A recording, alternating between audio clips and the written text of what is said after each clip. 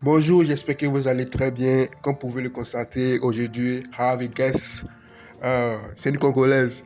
Donc, je vous encourage à continuer à regarder cette vidéo.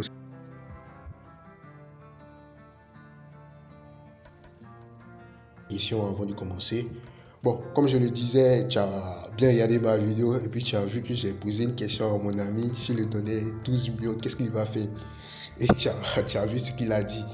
La même question que j'ai posée à une fille à l'école, elle m'a dit qu'elle va acheter un perruque. Tu vois, tu vois, déjà, dès le départ, il y a un problème, le mindset. Et si tu demandes à une fille là maintenant, si tu donnes 2 millions, qu'est-ce qu'elle va en faire? Ça ne sera pas vraiment un projet utile, tu vois. Parce que les filles sont intelligentes, mais il y a un problème, je crois, de culture. C'est que on met dans la tête de filles qu'elles doivent être belles pour se faire remarquer par des mecs qui vont les épouser. Et quand tu es trop belle, c'est un mec riche qui t'épouse en fait, tu vois.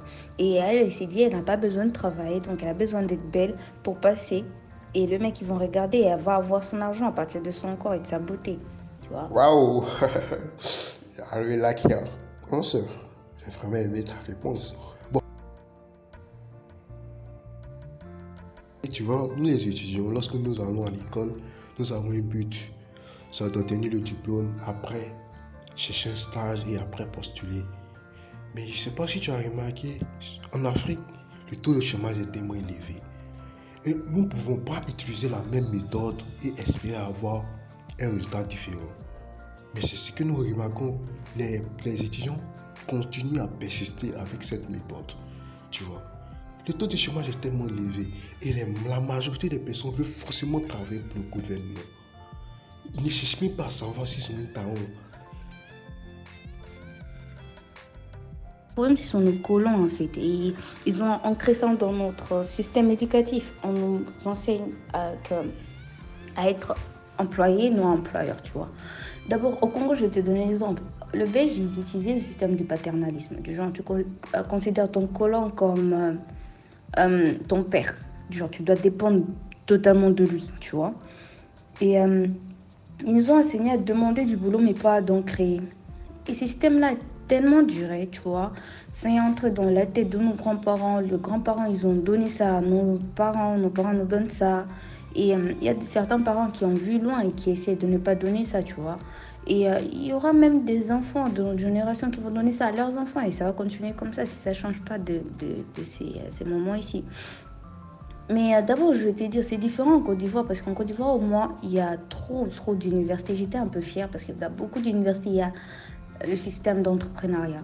Genre, beaucoup de gens étudient ça pour créer leur boulot, tu vois.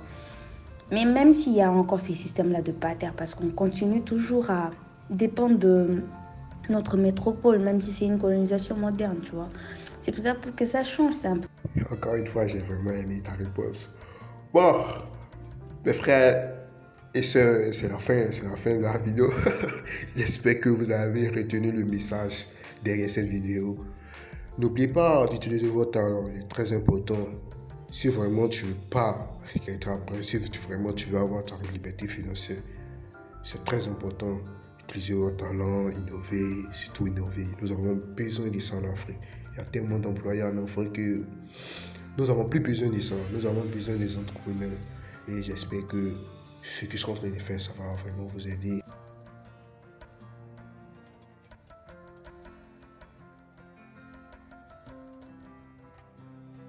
Merci de nous avoir écoutés et j'espère que vous avez aimé. Don't forget to subscribe, listen and bye. Thank you.